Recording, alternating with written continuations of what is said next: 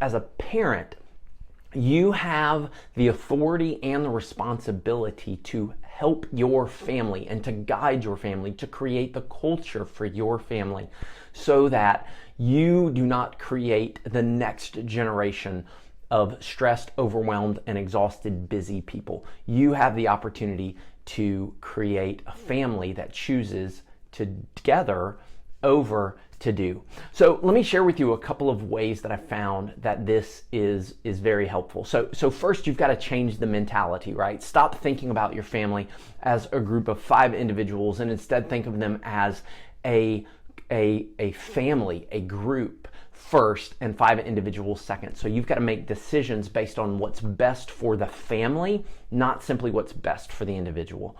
So here's a couple of ways that you can begin choosing together over to do. First, you've got to uncommit from the unnecessary.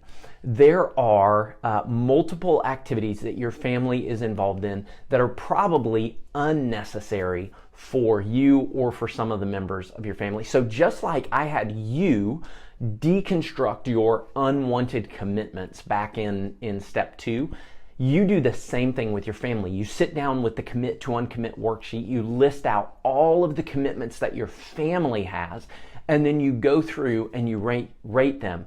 Is this a yeah, a nah, or a meh kind of experience, right? And once you begin to get that, you say, okay, what do we need to do to get rid of some of these unnecessary commitments?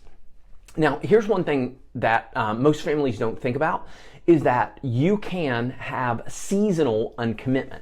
So for example, if you have a kid who plays soccer and you know that soccer practice is in the fall, and soccer practice takes up multiple nights per week, it could be that during the fall you ask your other kids, you expect your other kids to diminish some of their extracurricular activities and some of their commitments to make space for 5 nights a week of soccer, and some of those being travel nights. But then when soccer season is over, you could take that kid who played soccer and say, okay, you are going to take the next season off, and we're going to give your brothers and your sisters more room to do things. So you want to uncommit from the unnecessary, but those don't have to be lifelong uncommitments. It could be that those are seasonal uncommitments that you need to make. My family knows now that August and September are particularly hectic with the beginning of the school year and with work that I often end up doing in consulting. And because of that, we have tried to uncommit from as many unnecessary activities in August and September as possible, because we know those months are going to be so hectic. So uncommit from the unnecessary. A part of that could also be finding pockets of unactivity. And what I mean by that is like one of my good friends does. His family throughout the school year is very, very hectic. But during the summer, they commit to uncommit.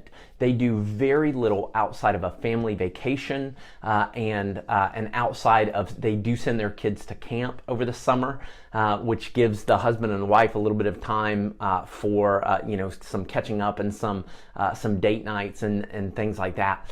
But for the most part, they do almost no activities over the summer, just to give themselves a few weeks to recover and re-engage in life. So that's the first thing you want to do, is uncommit from the unnecessary.